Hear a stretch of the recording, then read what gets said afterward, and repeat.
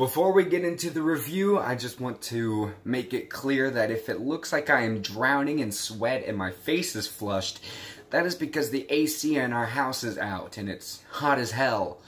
And I also just ate an entire frozen pizza because I hate myself.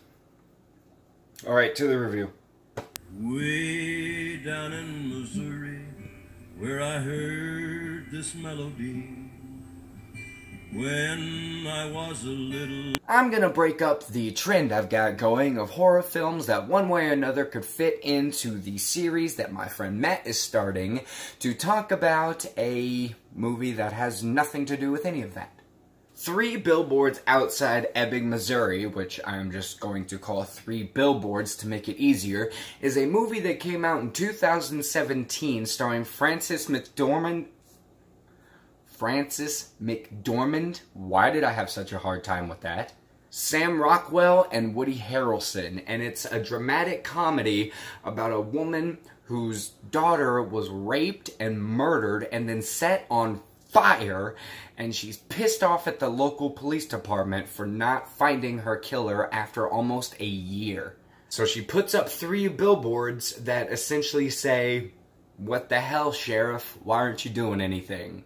And it causes this big commotion in the little town of Ebbing, and people start to hate her because they want to side with the sheriff, but the sheriff is like, "I don't know what you want me to do." The sheriff, being played by Woody Harrelson, is kind of a character that at first you hate him because you feel like you should because you want to side with the mother. But then as the movie goes on, you see that he and she have this kind of connection where she doesn't hate him.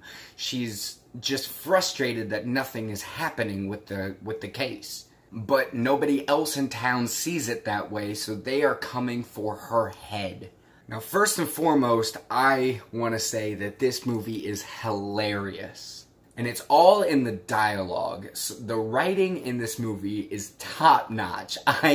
There were so many times in this movie where I was just doubled over in laughter. It was amazing. Sam Rockwell plays like this hot-headed, allegedly racist deputy who, as the movie goes on, you definitely see that this guy is, he's kind of unhinged.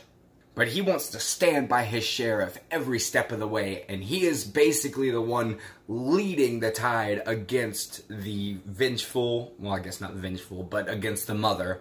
It's really a very simple movie with just hilarious writing and great characters that just work phenomenally with one another.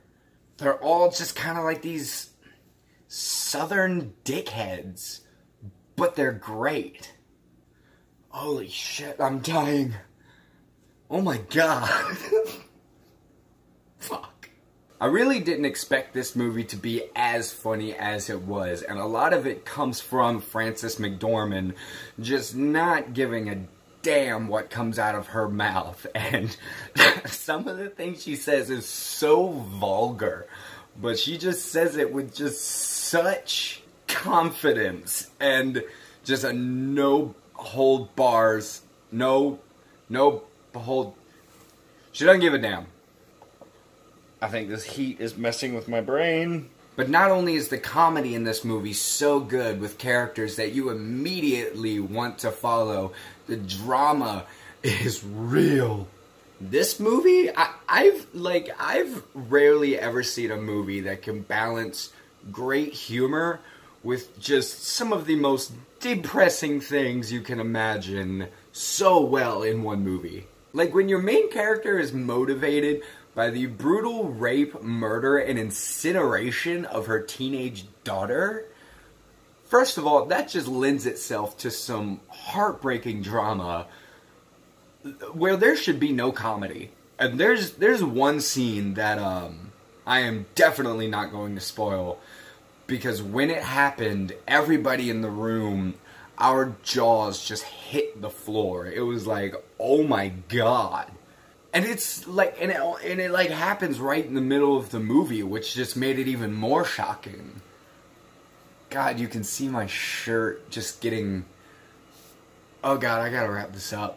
If I had to put any sort of negative on this, it would simply be the fact that since it's in the South, which is what they say, even though they're in Missouri, which is the Midwest, but, you know, whatever, that their accents get kind of thick, especially in one scene where they're in a bar and everybody's drunk and they start whispering, and it kind of just sounds like Sam Neill had a love child with... I meant Sam Elliott. Did I have a freaking heat stroke?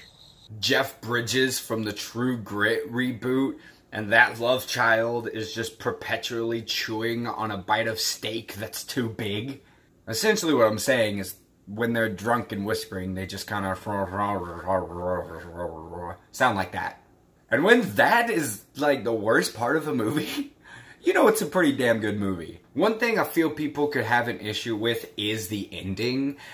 And without giving it away, in one breath, you could say that it just kind of stops. Like, the ending it's a very odd place to end. But in another breath, you can really just sum up what the movie is. Like, the whole tone of the movie can be summed up in that ending, and I thought it was a brilliant ending. I loved it a lot. So, with fantastic writing, amazing characters, great comedy, heartbreaking drama, a honestly kind of polarizing ending with only an issue of mumbling occasionally, I'm gonna say that 3 Billboards should definitely be checked out, as long as you don't have a problem with people swearing a whole lot, because that seemed to be like my grandmother's only issue with it. And I'm going to give 3 Billboards Outside Ebbing, Missouri an A. Alright, I know my past few reviews have been like 15 minutes long, but I gotta go cut this short and soak in an ice bath. Thank you guys so much for watching. Don't forget to hit the like and the subscribe so that I can see you guys next time.